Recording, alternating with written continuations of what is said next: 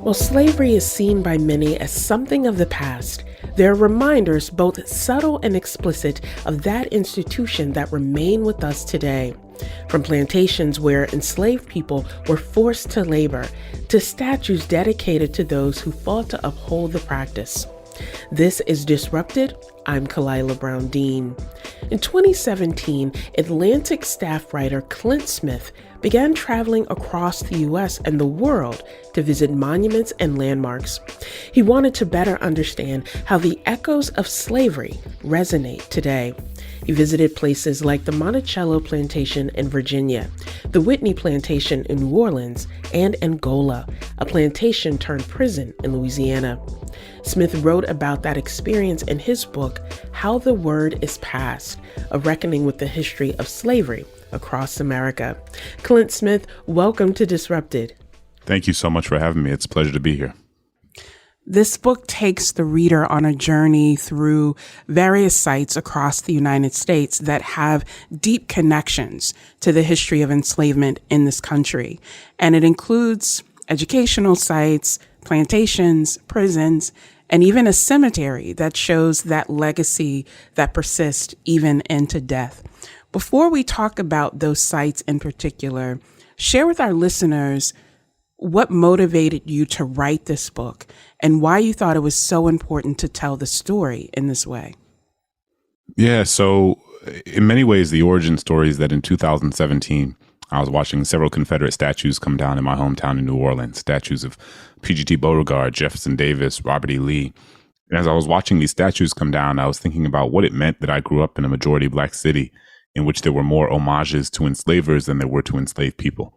And what are the implications of that? What does it mean that to get to school, I had to go down Robert E. Lee Boulevard? To get to the grocery store, I had to go down Jefferson Davis Parkway. That my middle school was named after a leader of the Confederacy. That my parents still live on a street today, named after someone who owned over 150 enslaved people. Because, the thing is, we know that symbols and names and iconography aren't just symbols. They're reflective of the stories that people tell. And those stories shape the narratives that communities carry. And those narratives shape public policy. And public policy shapes the material conditions of people's lives, which isn't to say that just taking down a 60-foot tall statue of Robert E. Lee is going to suddenly erase the racial wealth gap. But it does help us recognize a sort of ecosystem of ideas and stories and narratives that help give us a better understanding of what has happened throughout American history and the ways that certain communities have been disproportionately and intentionally harmed throughout American history. So I was looking around my own hometown, the place that raised me, the place that in so many ways made me who I am. And I was like, well, what are the places that are telling the story honestly? What are the places that are telling the story dishonestly? And what are the places that are sort of doing something in between? Because I remember growing up as a kid in New Orleans and having no sense of the history of slavery in any way that was commensurate with the sort of legacy that it left on that city. New Orleans was at one point the largest and busiest slave market in the country. And yet I had no idea. I lived and played and had some of my fondest memories beneath the literal shadows of statues of men who fought a war to keep my ancestors enslaved. And so, this history is so saturated within New Orleans, but I also realized that it was saturated across the country. And so I kind of began in New Orleans, but I ventured out and started thinking about different places across the South, different places across the North, different places across the entirety of the country to try to get a sense of, well, what are the places that have a relationship to this history? Are they being honest about it? Are they being dishonest about it? How are they in doing their sort of own process of reckoning with the past that they're so intimately linked to? And so spent, 4 or 5 years traveling across the country and even across the ocean to try to answer those questions. Let's talk about some of those sites as you pursue those questions, because your book reminds us that there's always substance in those symbols, and the meaning of that substance, the feeling of that substance varies based on context. And you open the book talking about what's commonly called Monticello, the home of Thomas Jefferson, but you make the point to call it by its full name, and that is the Monticello Plantation, which is located in Virginia. Why decide to open the book with that focus on the Monticello Plantation? Monticello, the home of Jefferson, is a fascinating place and a place that I wanted to start the book because I think that Jefferson is in so many ways a sort of microcosm of the story of America, which is to say that America is a place that has provided unparalleled, unimaginable opportunities for millions of people across generations in ways that their own ancestors could have simply never imagined. And it has also done so at the direct expense of millions and millions of other people who have been intergenerationally subjugated and oppressed. And both of those things are the story of America. It's not one over here and one over there. You get to pick one and not pick the other. It's that you have to hold all of that together. You have to hold the complicated duality and complexity of the United States all at once. And I think that Jefferson is a sort of personification of that in so many ways, right? Jefferson is, the intellectual architect of this country, and he's someone alongside Madison and Hamilton and others. And he's also someone who enslaved over 600 people over the course of his lifetime, including 4 of his own children. He's someone who wrote in the Declaration of Independence that all men are created equal. And he's someone who wrote in Notes on the State of Virginia that Black people are likely inferior to whites in both endowments of body and mind, as he put it. Who believed that the slave was incapable of love, incapable of possessing or sustaining complex emotion in the same way that their white counterparts would. Talked about Phyllis Wheatley, the sort of foremother of African American letters, the first Black woman to publish a book of poetry in the United States. And he said that her work was below the dignity of criticism. It wasn't even worth engaging with, because black people, to his eye, did not have the sort of emotional dexterity or the intellectual acumen with which to create art. And so I was thinking about all of that, and I was thinking about how for so much of my life, until fairly recently, I think this is the case for much of the country, that was just a version of Jefferson that I never encountered. And I think about how for so long in this country we have been so committed to the idea of American exceptionalism that we have suppressed stories that render us unexceptional, or exceptional in ways that are more unflattering than flattering. And so I went to Monticello and I was like, well, how is this institution that is tasked with communicating and conveying and maintaining the legacy of Jefferson, what version of that story are they telling? Are they telling a two-dimensional story of Jefferson that does not account for his transgressions as an enslaver? Or are they telling a three-dimensional story that holds Jefferson in all of his complexity? And when I went, I always remember I went on a tour with this guy, David Thorson. And David is an older white guy, very professorial, had this sort of large brown brimmed hat and this walking cane. And he was leading what is called the Slavery at Monticello tour. So Monticello has several different iterations of its tour because there were so many different pieces to Jefferson's life and legacy. And this one specifically focuses on the legacy of slavery at Monticello. And David was outlining a lot of what I was just talking about, the sort of moral inconsistencies of Jefferson's intellectual project and his sort of ethics around slavery and other matters. And I remember looking at these two women, Donna and Grace, as he was telling these stories, and their faces were wilting and their mouths hung agape, and they were very clearly unsettled by what they were hearing. And I went to them after the presentation and I was like, I'd love to hear a little bit more about what you thought about David's presentation. It seemed like it really impacted you. And I always remember Donna turned to me and she was just like, man, he really took the shine off the guy. She's just like, I had no idea Jefferson owned slaves. I had no idea Monticello was a plantation. And mind you, these are folks who bought plane tickets, rented cars, got hotel rooms, who came to this site as a sort of pilgrimage to see the home of one of our founding fathers, and yet had no idea that he was an enslaver. And for me, that was such an important moment at the beginning of the book and at the beginning of my own research, where it was a reminder that so many millions of people across this country still don't understand the history of slavery in any way that is commensurate with the impact that it had on this country.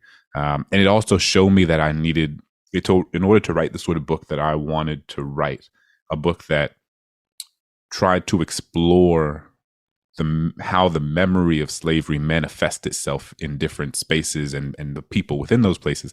I had to talk to the people who were encountering these spaces. Like, it couldn't be my own sort of reflections and meditations on my experiences in these spaces. And I could have written the version of the book that was that, but I don't think it would be what this book is, and what I hope this book is which is a more dynamic sort of experience for the reader to get a sense of how so much of the way that we encounter historical sites is shaped by our own backgrounds, our own identities, our own education, our own prejudices, our own biases, and that is ultimately what come together and create our collective or sort of staccato understanding of American history across this country.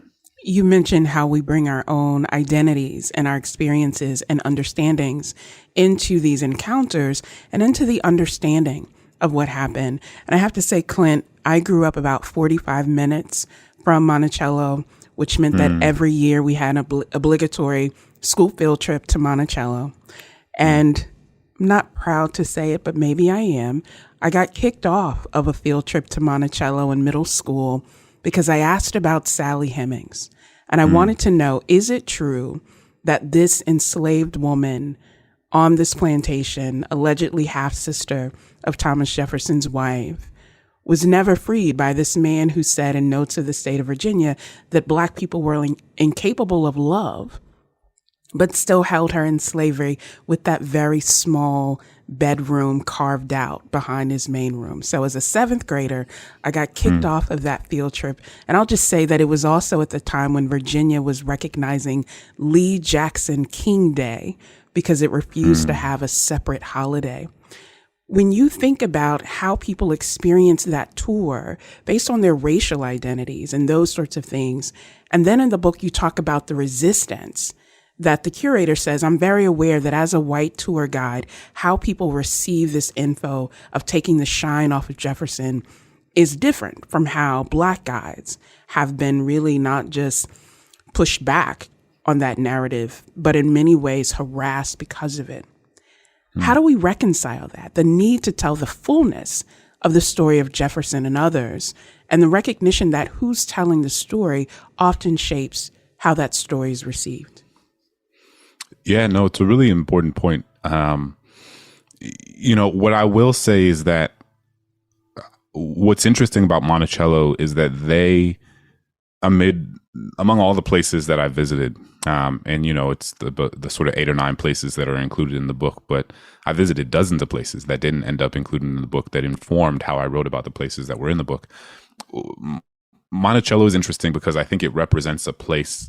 It represents the idea that these historical institutions and historical sites are not static, right? They are not trapped in time. They are not anchored to telling the story that they have always told. That there are new versions of that story they can tell. So, like yourself, I've encountered so many people, who've reached out to me, who've come to me at book talks, who've emailed me, who've messaged me on social media, who went to Monticello specifically as young people, or went, or maybe they weren't young, but it was 10, 20, 30 years ago. And the way that Monticello told the story of Jefferson 25 years ago is very different than how they tell the story now, right? Like I regularly encounter people who are like, when I went, they didn't say anything about slavery. When I went, they didn't say the word Sally Hemings. When I went, it is still, given that, Thomas Jefferson's home has been a historical site and a museum for, 150 years. It is very recent that they have begun to meaningfully interrogate the way that they tell the story of Jefferson. It's only in 2018 that they began having a Hemings family tour. And the Hemings family, Sally Hemings being one of them, were central to Monticello in like really foundational ways. And, the great historian Annette Gordon-Reed has her incredible book, The Hemingses of Monticello, which sort of outlines the lineage of the Hemings family and the role that they played in making Monticello what it did, what it was. And it, that was only 4 years ago that tour began, right? And the Slavery in Monticello tour has only been in place for a little bit longer than that. And I think sometimes these institutions need to be pushed. And this is an institution that has been pushed by many scholars, by many activists, by many descendants, importantly. And I think that what they try to do is incorporate a range of different voices in their curatorial process, right? So there are the people like David, right, who spent, David spent 30 years in the military. He lived down the road from Monticello, and people on a tour will, when they see David, many of them see their father or their grandfather. And those are the people who told them the stories of this country, of their community, of themselves, that shaped how they understand who they are in the world. And so now you have somebody who resembles in so many ways that same person, giving them a more complex, a more holistic, and what it can often be a more jarring version of American history. But I think for some people, it allows them to hear it in a different way. But that doesn't mean that Black people, for example, should not be part of telling that story, right? So they also have there are Black guides. But I talk about how it has been difficult for Monticello to keep Black guides and Black docents because, the majority white visitors who come to Monticello bring a lot of, it can be very difficult for the Black docents to not experience their own sort of emotional, to carry an additional sort of emotional labor because of the way that white visitors are sort of, vomiting all of their biases and prejudices and previous conceptions of American history back onto them, right? So if you're the descendant of an enslaved person and you're trying to explain Jefferson's legacy as an enslaver and someone who's only understood Jefferson as being the sort of singular pillar of brilliance and this representative of the beauty of the American project, and they're pushing back against you, you experience that in a very different way because it's personal. Because you're not talking about like America in an abstract way. You are talking about their great grandparents. You're talking about the people from who these folks emerged. So, but Monticello does have like the Getting Word Oral History Project, in which they try to use the oral histories passed down through the descendants of enslaved people. I was just there on Juneteenth of this year, where they sort of renovated the enslaved burial ground, which had not been very well kept for a long time, but they've redone it and they've like restructured how they present it. And it was a very moving experience to see the people who were the descendants of people who had been enslaved at this plantation, who didn't have a real site of that they could go to remember their ancestors. It was a really powerful moment to see them have access to that space in a new way. That's Clint Smith, author of How the Word is Passed, a reckoning with the history of slavery across America. Smith is winner of the 2022 Stowe Prize. It recognizes an author whose work illuminates a critical social issue in the tradition of Harriet Beecher Stowe's Uncle Tom's Cabin. Coming up, we move to Smith's hometown of New Orleans, Louisiana. It was historically one of the busiest hubs of the slave trade. This is Disrupted. Stay with us.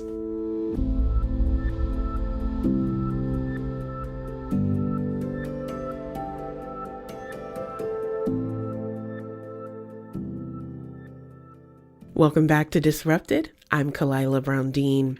This hour, we're joined by Dr. Clint Smith, staff writer at The Atlantic and author of How the Word is Passed, a reckoning with the history of slavery across America.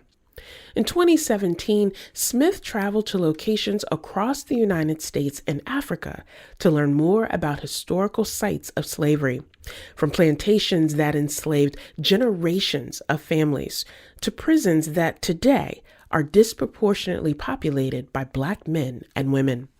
Before the break, we talked about the history of Thomas Jefferson's Monticello plantation in Virginia. You say something in the book that really stuck with me. And you said that there you're always reminded about slavery and the Confederacy. You mentioned it growing up with the street names, the statues, and you talk about the echo of enslavement that is everywhere. Say more about that. In New Orleans, in particular, I think about one of my old professors in graduate school, the historian Walter Johnson. And he wrote this incredible book about the history of slavery in New Orleans, specifically the history of the slave trade in New Orleans, Soul by Soul.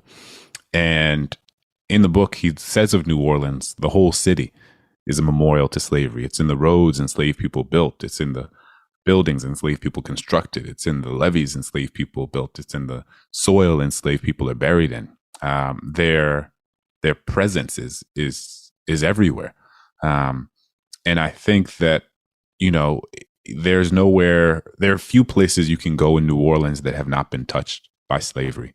And I think that that's true for many of these, many cities across the country, and not just in the South. I was in Germany not too long ago, because I've been on book tour for a little over a year, and I've talked so much about the book, and people often say, well, what's an example of a place that does a really good job of memorializing their own crimes against humanity in their history. And I would invoke Germany often, in terms of how Germany confronts its relationship to the Holocaust. But there was a moment where I got increasingly unsettled by how I was invoking Germany, but hadn't really spent any time there. And so I went to Germany, and one of the most moving memorials that I encountered is called the Stolperstein, which is translated into English. I'm probably sorry to any German people or German speakers out there for butchering that, but the English translation is stumbling stone. And what they are is a sort of decentralized memorial where there are tens of thousands of brass stones that have been put into the ground. And they are placed in front of the homes of where Jewish people and others who were persecuted by the Nazis and murdered by the Nazis. They're placed in front of the last residence from which these people were taken before they were sent off to the death camps. And so, you'll be walking down the streets of Berlin, and you'll stand in front of a house, and there'll be 2 stumbling stones, and it'll have the name, the birth date, the date they were taken, the date they were killed, and where they were killed. And then you walk a few houses down, there are 4, and you walk a few houses down, and there are 10, and you walk a few houses down, there are 15, and you look at the names, and you look at the dates, and you can see that these are families, right? You see the children, you see the mom and dad, you see the grandparents, the cousins, the uncles. And it's such an intimate memorial. It just gives you, you look at the stone in front of this house, and you look at the house, and you just imagine that only 80 years ago, that there were Jewish folks who were pulled from their homes, sent to trains, with one-way tickets, and who would never return. And when I was there, I was with a Jewish German woman, and she was like, what do you think? She was like, if you all had this for slavery in the United States, the whole street would be paved in gold. The whole street would be paved in these brass stones. And it was this moment where I was just like, what would it look like if New Orleans had, a similar thing to Berlin with these stumbling stones? And I was like, yeah, you'd walk down some of these streets, and it would be everywhere. If you had stones marking the places where enslaved people were held, where they were sold, where they were captured. And that was a really profound sort of moment of realization for me, that sort of allowed me to imagine as you say, the way that the echo of enslavement could be sort of permanently placed and marked in that city. And I think about what sort of impact that would have on the landscape of the city, the landscape of many cities, and how would that recalibrate the way that folks remember what happened. I've just been thinking a lot about that. Part of the challenge of recalibration, Clint, is when I think about the ways that people try to remake these sites of extreme violence, pain, torture, being these plantations, and try to make them into bed and breakfast inns or sites for weddings and celebrations. What do you think of that approach of, as you said, this is in many ways sacred ground that is a massive stumbling stone in American history, particularly in Louisiana, particularly in New Orleans. Is that a way to remake that? Or do you think that it ignores the deep-seated pain and history of those spaces? Oh, yeah. I mean, I had an entire section initially in the book on the phenomenon of plantation weddings. And we ended up having to cut it for space. But I spent a lot of time visiting plantations where people do hold weddings. I spent time talking to wedding planners who either hold, organize weddings at former plantations or refuse to, and talk to them about how they make those decisions. And this is why I think a place like the Whitney Plantation is so important, because the Whitney Plantation is the only plantation in Louisiana, and one of the only plantations in the country. Now there are many more over the last few years that have begun to sort of re-examine how they tell the story. But it is one of the only plantations in the country that sort of singularly dedicate themselves to telling the story of that plantation through the lens of enslavement and through the lens of the enslaved people who were held there. And it's surrounded by a sort of constellation of plantations where people, as you mentioned, continue to hold weddings. People continue to have bed and breakfasts. People have, these massive celebrations or debutante balls. And I was talking to one wedding planner who told me how in some of the former slave cabins at some of these sites, they're now used, those slave cabins during the weddings will be used as bridal suites during the celebrations. And the Whitney is a place that fundamentally rejects the idea that a plantation can be understood as anything other than an intergenerational site of torture, right? They're like, this was, and we don't often, scholars do, so, but the public does not often understand or think of plantations as torture sites in the same way that they do some other versions of this in other places across the world. But they were sites of torture. I think of the scholar Edward Baptist, who writes in The Half Has Never Been Told, and in so much of his work talks about the sort of economy of torture, the way that, especially in some of these plantations in the Deep South, the incentive for these enslavers was to create a system that exploited as much labor as possible, extracted as much work as possible from these workers in ways that can only be understood as like torturous and insidious, like coming up with new sort of like psychological mechanisms of psychological torture or physical torture in order to get folks to work as much as they can. And so how can you have those sites and have them be the place? I don't understand how you can have a site that was an intergenerational site of torture and have it be a place where you want to spend, presumably one of the happiest days of your life. And so, a question that I wrestled with was like, are these people who hold these ceremonies there, are they ignorant to this history? Are they cognizant of the history and don't care? Or is that history part of the appeal, right? Like, is that history, whether consciously or subconsciously, part of the desire to have it there? And I think the answer might be different for all sorts of different people. But, alongside Confederate statues and Confederate iconography, I think that, plantation weddings are kind of like the low-hanging fruit of this debate. I think there are like meaningful good faith debates to be had about whether or not we should have statues of Jefferson, in certain places, whether we should have statues of Andrew Jackson in certain places, whether we should have, the 12 of our first 18 presidents owned enslaved people. And I think that there's a lot of all of those the enslavement that all of those presidents engaged in. Looked like what Jefferson did is different than what Washington did, which is different than what Jackson did, which is different than what Grant did, which is different than what Polk did. And so it's not to conflate all of them, but I think that people of good faith can have disagreements about how we should remember the totality of someone's legacy. But for like statues of the Confederacy, people who fought a war predicated on maintaining and expanding the institution of slavery, for plantation weddings, again, these like sites of torture where someone would want to celebrate on the sort of, not supposed, the actual grave sites of, these enslaved people. Those for me feel like the parts of the conversation that everything can be up for debate, I guess, but that seemed very straightforward to me. And yeah, I think your framing of thinking of those sites as sort of large stumbling stones themselves is an important one.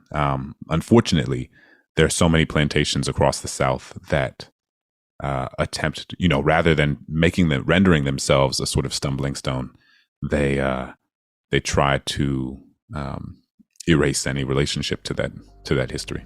That's Dr. Clint Smith, author of How the Word is Passed, a reckoning with the history of slavery across America. Smith is the 2022 Stowe Prize recipient. Coming up, the final part of my conversation with Clint Smith will discuss prisons and their roots in slavery. This is Disrupted. Stay with us.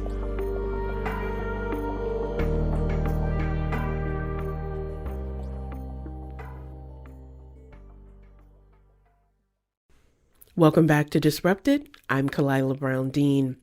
This hour we've been discussing and attempting to grapple with America's history of slavery and how that history has profound echoes that resonate even today. Our guest is Clint Smith, staff writer at The Atlantic and author of How the Word is Passed, A Reckoning with the History of Slavery Across America. Before the break, we talked about how plantations are frequently divorced from their dark history. Here's the rest of that conversation. I am struck and in some ways stuck on that phrase, intergenerational sites of terror, and of thinking about Louisiana and how it's captured in your book, that those intergenerational sites aren't just plantations. They're also prisons that continue to this day as intergenerational sites of terror, but also intergenerational sites for the creation and reproduction of wealth for particular entities. And one of the prisons that you visit is the famed Angola Penitentiary there. And you visit it with Norris Henderson, who I believe is unequivocally one of this country's, this world's leading voices and activists on criminal justice reform, even before it was a popular topic to discuss, who spent nearly 30 years of his life incarcerated in that facility.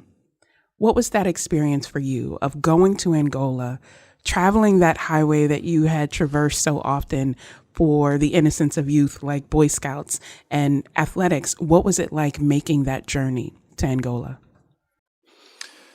I could have written a whole book just about the experience at Angola, and many people have, written really fantastic books about Angola.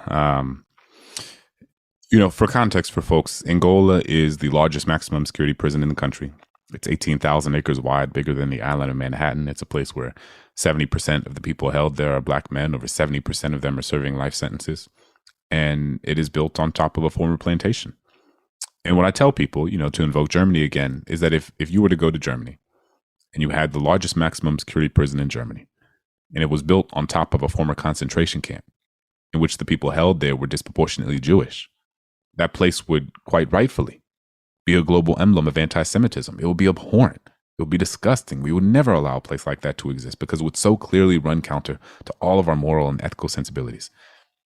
And yet here in the United States, we have the largest maximum security prison in the country where the vast majority of people are black men serving life sentences, many of whom were sentenced as children.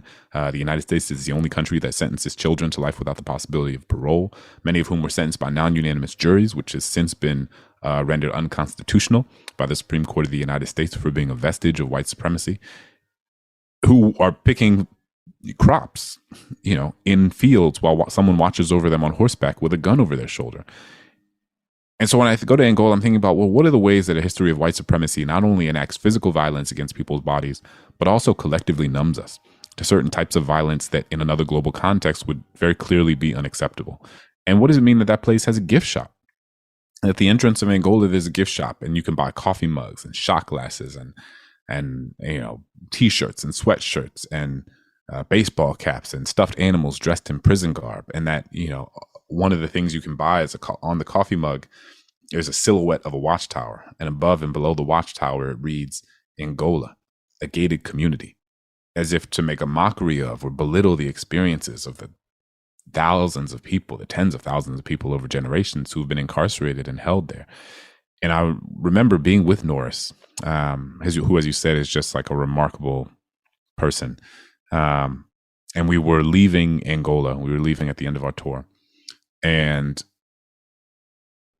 we were looking out of the bus, and we saw these men who were working in the fields. They were lifting their spades into the air and digging them into the earth, lifting their shovels into the air and digging them into the earth. And Norris looked at the men, and he looked at his hands, and he had this moment where, his hands are full of calluses from all the years he spent working in the fields. And he looked at me, and he was like, "Clint, I can't begin to explain to you what it felt like to work in fields for 7 cents an hour for years, and to wonder if these are the same fields where my ancestors were working and picking cotton 200 years ago, right? So for the folks who've been incarcerated in Angola, this history is not a metaphor. It's not a intellectual exercise. It's not an abstraction. They feel this history in their bones. They feel it in their bodies. It is the calluses in their skin. And it's not to say that slavery and mass incarceration are the same thing. They're not. They're a historically unique phenomenon and should be understood on their own terms. But it is to say that the residue of enslavement undoubtedly shapes the way that our carceral infrastructure looks and operates. And there's no place that demonstrates that more directly than Angola. I visited Angola about 15 years ago for a research project, and our guide was a trustee, so dressed in all white.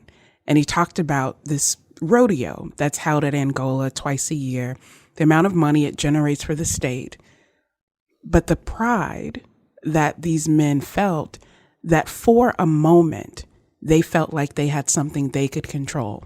And for me, it seems such a perverted way to think about they're risking their lives for $100 to have these bulls as they sit at a picnic table in the middle of a ring.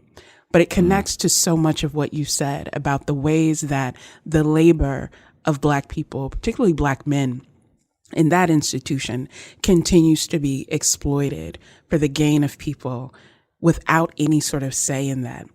And it brings us, Clint, to, we're now approaching midterm elections in the United States. 5 states, including Louisiana, will make a decision about whether to abolish slavery in their state constitutions. Louisiana's carve out for that ballot initiative is except for conditions of punishment related to a criminal offense, mirroring the language of the 13th Amendment to the U.S. Constitution. Do you think Louisiana is moving in the direction of that kind of reckoning? Or is this just a hollow approach to really reconciling those legacies within the state? I think that most people generally are not even cognizant of the exception carved into the 13th Amendment. I think that Louisiana, like much of the country, has been there, that there has been a shift, and I think to different degrees in different places, but there has been a shift in our sort of collective public consciousness about the way that the way that racism manifests itself in this country. And that is attributed largely to the Black Lives Matter movement of the past 10 years and the activists and organizers on the ground whose work has opened up space for books like mine, for other writers, journalists, scholars, thinkers, artists, to have their work enter into the public arena in a different way than would have been possible before, much in the same way that the civil rights movement of the 50s and 60s opened up a new set of possibilities for how, historians did their work, for how writers did their work. Some of our greatest historians, writers, artists, it is not a coincidence that their work is coming out of that moment, because the work that activists and organizers did on the ground opened up space for those kind of conversations to happen. And I think we've seen a similar thing happen now, and that was kind of supercharged in 2020. With that said, what happens, and what has always happened throughout American history, is, as scholars of the Black experience know, is that any time there has been a shift in the direction of progress, there has been intense pushback and intense backlash. And so, what has happened is that over the last 10 years, particularly in the last 2 years, you've had millions of people whose understanding of this country, whose understanding of race and racism has become more nuanced, more complex, more sophisticated, one that is grounded not in an understanding of racism as just an interpersonal phenomenon, but as a systemic one, a structural one, a historical one, a sociological one. At the same time, that new sense of that new collective understanding that millions of people have is a direct threat to the lives and identities and material wealth and goods of millions of other people. And as a result, now we have, state legislatures across the country who are attempting to prevent teachers from teaching the very history that explains why our society looks the way that it does today. You have school districts who are attempting to ban books that share perspectives that otherwise, that students might not otherwise encounter in either literature or their real lives. And that's not a coincidence. That's because when you tell a more honest story of America, it represents an existential threat to how so many people understand who they are, because their sense of who their own identities is so deeply tied to the previous version of the American story that so many of us were telling, the sort of two-dimensional rendering of America, in the same way that, we talk about the two-dimensional rendering of Thomas Jefferson's story. But when that is taken away from folks, or when people are trying to expand the way that we tell the story, that's scary for a lot of people. And they use whatever they sort of have, economic, social, political tools that they can wield in order to push back against it. And I think the sort of critical race theory boogeyman that has been around for the last couple of years is a sort of representation of the effort to distort what telling a more honest story of America is really about. As we come to the close of our time together, I want to share this passage from your book. And it's a very personal passage because you reflect on this time you spend with your grandparents at the National Museum of African American History and Culture in Washington, D.C. And you write in the book, I think of how decades of racial violence have shaped everything we see, but sometimes I find myself forgetting its impact on those right beside me. I forget that so many of the people who threw rocks at Dr. King are still voting in our elections. We tell ourselves that the most nefarious displays of racial violence happened long ago, when they were in fact not so long ago at all. When you think about this history that you have been able to weave together, you think about this current moment that we are in where people are so actively resisting that, whether it's the banning of books, the attack on voting rights, insurrections at the U.S. Capitol. What do you see as a way forward for us, Clint, to harness these lessons of the past, understanding how it continues to affect us, and still create some hope for our kids? The thing I always think about is how, the first enslaved people came to the British colonies that would become the United States in 1619. 13th Amendment didn't pass, and Civil War didn't end until 1865. So people commonly understand there's sort of 250 years of a formal enslavement in the British colonies and the United States. But what's also true is that from the moment Black people arrived on these shores, they were fighting for freedom. They were fighting for liberation. They were fighting for emancipation. And what that means is that the vast majority of people who fought for freedom never got a chance to experience it for themselves. But they fought for it anyway, because they knew that someday someone would. And I think about that. I think about how my life is only possible, how my children's lives are only possible because of generations of people who fought for something that they knew they would probably never see in their own lives. But they fought for it anyway because they knew that someone, sometime down the road, someone they would never know, would benefit from the work that they were doing. And I think about what sort of responsibility does that bestow upon me? I have all these ideas, like as so many of us do, of what it means to build and live in a better world, a more just world, a more equitable world, a more generous world. And I think about how sometimes it can be hard for so many of us because we sort of work to dismantle these institutions on a micro scale within our communities and within our institutions, and on a sort of macro scale within our cities, states, and the country and the world. And it can be hard because it feels like it doesn't feel like it's moving as quickly as it should. But in those moments, I remind myself that you don't fight to build a better world so that you can necessarily be the one to experience the fruits of your labor. You fight for a better world because somebody fought for a better world for you. And it is our job in so many ways to fight for a better world for the folks who, may not be my kids, may not even be their kids, but like someone down the road will benefit from the work that we're doing in the same way that we benefit from the work that generations of our ancestors have. I think of it as sort of chipping away at a wall, and you don't know if the wall is 6 inches thick or 6,000 miles thick, but the more you chip away at it, the less the people who come after you will have to chip away at.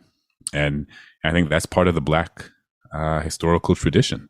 And I feel very lucky to be part of that tradition. And that's what, when I think of what gives me hope, it's that, that I'm part of a legacy of people who have been so selfless and so generous and so